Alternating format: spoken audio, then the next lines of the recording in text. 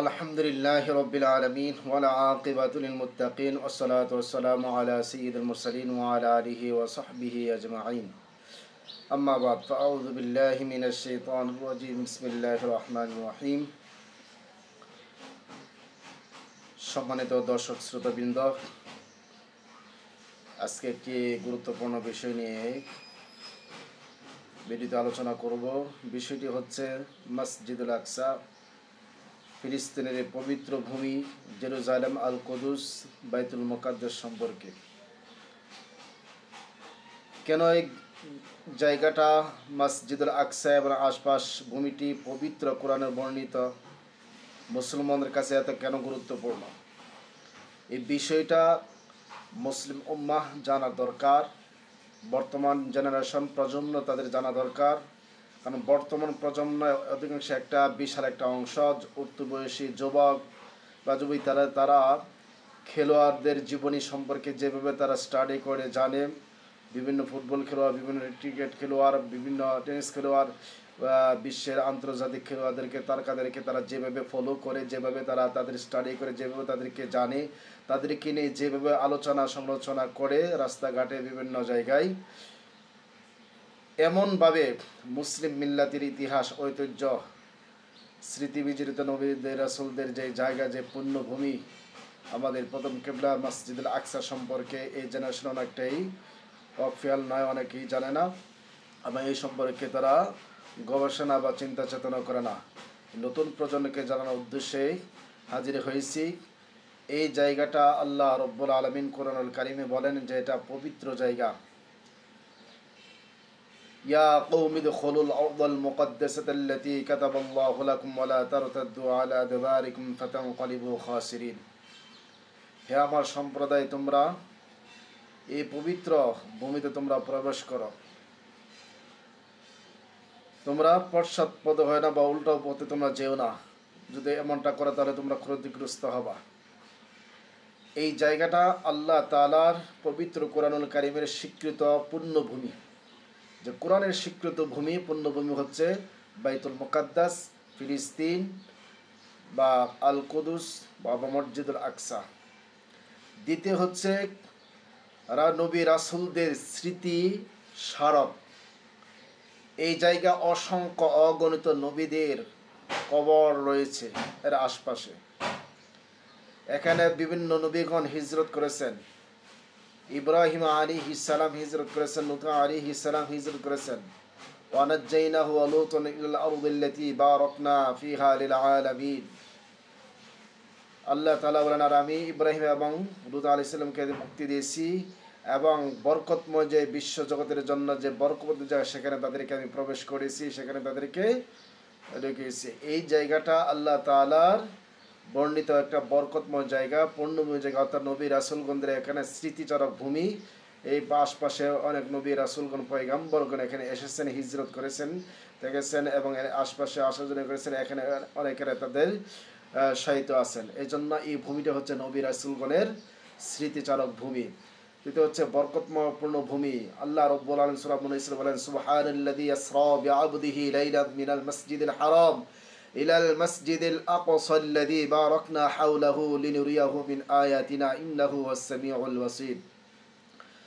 মহামহিময় সত্তা তিনি, যিনি তার স্বীয় বান্দাকে মসজিদুল হারাম থেকে মসজিদুল আকসা পর্যন্ত ইসরা করিয়েছেন, ভ্রমণ করিয়েছেন।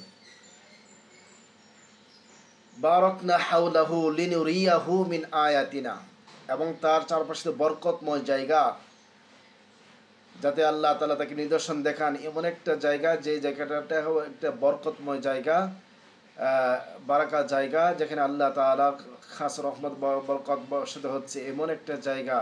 এই জায়গা কোরআনে বর্ণিত একটা বরকতময় জায়গা। এই জায়গার জন্য আমাদেরকে, মুসলমানকে জানতে হবে, বুঝতে হবে, এটার গুরুত্ব উপলব্ধি আমাদেরকে করতে হবে অবশ্যই। এই জন্য এটা হচ্ছে গুরুত্বপূর্ণ ভূমি, কোরআনে বর্ণিত।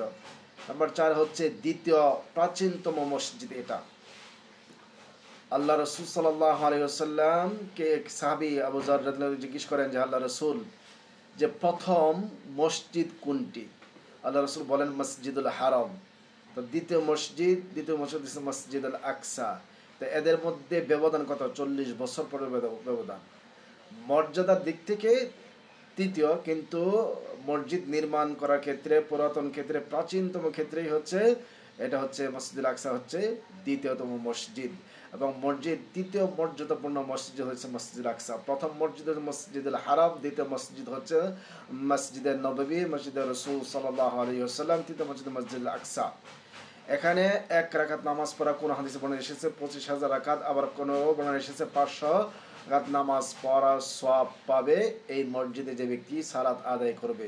তাহলে এই মসজিদ কতটা গুরুত্বপূর্ণ এবং মুসলমানদের এটা দখলে রাখা এবং এটাকে হেফাজত করা, দেখভাল করা এবং এটাকে উদ্ধার করা সকল মুসলমানের একটা একান্ত এবং নৈতিক এবং ধর্মীয় গুরুত্বপূর্ণ দায়িত্ব এবং ফরজিয়াত। এবং এক সময়ের কেবলা হচ্ছে এই মসজিদটি আমরা পূর্ববর্তীতে কিনা এই মসজিদকে কেন্দ্র করে সালাত আদায় করতেন। আল্লাহ রসুল সাল্লাল্লাহু আলাইহি ওয়াসাল্লাম এই মসজিদকে সালাত আদায় করতেন। তারপরে মাঝখানে মদিনায় আল্লাহ রাব্বুল আলামিন কুরআনুল কারীম আয়াত নাজিল করে থেকে রাসূলের যে আকাঙ্ক্ষা তামান্না ছিল যে মসজিদুল হারাম, সেই মসজিদুল হারামের দিকে থেকে ফিরে নামাজ আদায় করার জন্য বলা হয়েছে। অর্থাৎ প্রথম কেবলা ছিল, এক সময়ের কেবলা ছিল এটা, অর্থাৎ মসজিদুল আকসা। তারপরে হচ্ছে ইসরা এবং মেরাজের স্থান। ইসরা এবং মেরাজের স্থান হচ্ছে এই মসজিদুল আকসা। আল্লাহ রাসূল সাল্লাল্লাহু আলাইহি ওয়াসাল্লামকে মসজিদুল হারাম থেকে এই মসজিদুল আকসা ইসরা করেছিলেন। এখান থেকে অনেক বিভিন্ন জলিলুল কদর নবী পয়গম্বরদেরকে নিয়ে আল্লাহ রাসূল সাল্লাল্লাহু আলাইহি ওয়াসাল্লাম মসজিদে তিনি সালাত আদায় করেছেন, জামাতে ইমামতি করেছেন। এবং এখান থেকে আল্লাহ রাব্বুল আলামিন তাকে সিদরাতুল মুনতাহার উপর আরশ আজিমে তাকে নিয়ে যান। অর্থাৎ ইসরা এবং মেরাজের একটি স্মৃতি বিজড়িত স্থান হচ্ছে এই ফিলিস্তিন, এই পুণ্যভূমি। আর হচ্ছে নামাজের সওয়াব কথা বললাম যে এখানে নামাজ পড়লে যে সওয়াব হয়, অর্থাৎ এই জায়গাটা আমরা যদি একটা নামাজ পড়তে পারি, একটা নামাজ পড়তে 500 রাকাতের সমান সওয়াব পাবো। এই বিষয়টা খুবই একটা গুরুত্বপূর্ণ। এই জন্য এই মসজিদের আমাদের গুরুত্ব উপলব্ধি করা এই প্রজন্মের দরকার এবং বিষয়টি জানা দরকার। দ্বিতীয় হচ্ছে জিয়ারতকারীর জন্য দোয়া। হযরত সুলাইমান আলাইহিস সালাম 3টি দোয়া করেছেন। একটি হচ্ছে যে তার যে ফাইসলা হয়, যেন আল্লাহর পক্ষ থেকে যা ফাইসলা, সেই ফাইসলার যে ফাইসলাটা হয়। এবং দ্বিতীয় হচ্ছে তাকে আল্লাহ তাআলা যেন এমন আল্লাহর পক্ষ থেকে রাজত্ব বা ক্ষমতার ইয়া দেওয়া হয়, একচ্ছত্র, যাকে আর কাউকে দেওয়া না হয়। এই দুইটা দোয়া আল্লাহ অলরেডি তাকে দিয়ে দিয়েছেন, কবুল করেছেন। তৃতীয় দোয়াটা হচ্ছে যে ব্যক্তি এই মসজিদুল আকসা আসবে, জিয়ারত করবে, আল্লাহ তাআলা তাকে যেন মাফ করে দেয়। এমনকি সন্তান ভূমিষ্ঠ হওয়ার পরে যে তার কোনো গুনাহ থাকে না, সেরকমভাবে আল্লাহ তাকে মাফ করে দেন। আল্লাহ রাসূল বলেছেন যে এটা আল্লাহ তাআলা তার দোয়া কবুল করবেন। 10 নম্বর হচ্ছে হিজরতের স্থান। এবং পরবর্তী শেষ সময়ে এই ফিলিস্তিন শাম হবে কি হিজরতের জায়গা, এবং একমাত্র মদিনার পরে হিজরতের জায়গা হচ্ছে এই ফিলিস্তিন। নাম্বার 11 খেদমত অংশগ্রহণ। আল্লাহ রাসূল বলেছেন যে তোমরা মসজিদুল আকসার খেদমতে অংশগ্রহণ করো, অর্থাৎ বাতি জ্বালানোর জন্য যদি তোমরা তেল দিয়েও সহযোগিতা করতে পারো, এটাই তোমাদের খেদমতের অংশগ্রহণ করা হবে। 12 নম্বর ইহরাম বেঁধে এখানে উমরা করা। আল্লাহ রাসূল সাল্লাল্লাহু আলাইহি ওয়াসাল্লাম বলেছেন যে ব্যক্তি এই মসজিদুল আকসায় এসে ইহরাম বেঁধে উমরা করবে, আল্লাহ তাআলা তার পিছনে গুনাহ মাফ করে দিবেন। 13 নম্বর হচ্ছে সান্নিধ্যে বসবাস, অর্থাৎ এখানে বসবাস করা, এর আশপাশে বসবাস করা নবী রাসূলগণের আকাঙ্ক্ষা তামান্না ছিল। এমনকি জলিলুল কদর পয়গম্বর রসুল মুসা আলাইহিস সালাম এই মসজিদুল আকসার কাছে যে নিজের মৃত্যু হয় তাও তিনি তা কামনা করেছিলেন যে তিনি দেখতে পান। এখানে সান্নিধ্যে বসবাস করে এখানে চাওয়া এক সময়ের জন্য খুবই একটা গুরুত্বপূর্ণ হবে। এবং একটি হাদিসও রয়েছে যে মসজিদুল আকসার কাছাকাছি আসার ব্যাপারে। 14 নম্বর বাইতুল মাকদিসে মৃত্যু কামনা, অর্থাৎ মুসা আলাইহিস সালাম এখানে তিনি মৃত্যু কামনা করেছিলেন, এখানে এসে যাতে তার মৃত্যু হয় কাছাকাছি এসে, অর্থাৎ একটি গুরুত্বপূর্ণ জায়গা, গুরুত্বপূর্ণ ভূমি হিসেবে। পড়ে হচ্ছে আহলে হকের অবস্থান। এই সিরিয়া শাম হবে কি ফিলিস্তিন হবে আহলে হকের অবস্থান, অর্থাৎ এখানে আহলে সুন্নাহ আহলে হকের অবস্থান। পৃথিবীর সকল মিথ্যায় যখন পরিবেশিত হবে, অর্থাৎ দাজ্জালের ফিতনায় পরিচিত হবে, তখন এখান থেকে একটা হকের দল সবসময় অবস্থান করবে এবং তাদের বিরুদ্ধে অবস্থান নেবে। এবং হক বাতিলের চূড়ান্ত লড়াই এখানে হবে, অর্থাৎ দাজ্জালের সাথে যে মোকাবেলা হবে এখানে হবে, এবং হাসর ময়দানও এখানে কায়েম হবে। এই বিষয়টা দাজ্জাল হতে মুক্ত হবে এই জায়গা, এবং ঈসা আলাইহিস সালাম তাকে নিঃশেষ করে দিবেন। এবং হাসর সর্বশেষ হচ্ছে হাসর ময়দান যে অনুষ্ঠিত হবে এই সিরিয়া এবং শাম এবং ফিলিস্তিনি পড়া এই ভূমি হচ্ছে সিরিয়া ময়দান। এখানে মানুষ অবস্থান করবে। ইয়েমেন থেকে যখন আগুন ধা করবে সব, তখন মানুষ এখানে উপস্থিত হবে। অর্থাৎ এই ভূমি সম্পর্কে আমাদেরকে জানা দরকার, আমাদেরকে এই ভূমি সম্পর্কে অফেলা দরকার। মসজিদুল আকসা আমাদের হৃদয়ের স্পন্দন, প্রাণের স্পন্দন, আমাদের ইমানের সাথে সম্পৃক্ত, আমাদের ভালোবাসার সম্পৃক্ত, আমাদের ধর্মীয় অনুভূতি। অর্থাৎ এই ফিলিস্তিনি পূর্ণ ভূমিকে মুসলমানদের হেফাজতে রাখা এটা গুরুত্বপূর্ণ জরুরি বিষয়।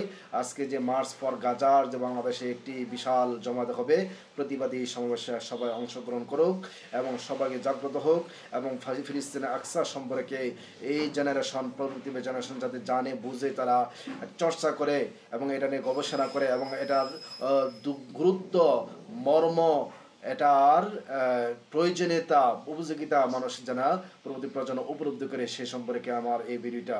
আশা করি ভিডিওটা সকলে শুনবেন এবং শেয়ার করে দেবেন ইনশাল্লাহ। এ থেকে আমাদেরকে ফায়দা হাসিল করার তৌফিক দান করুক। আমি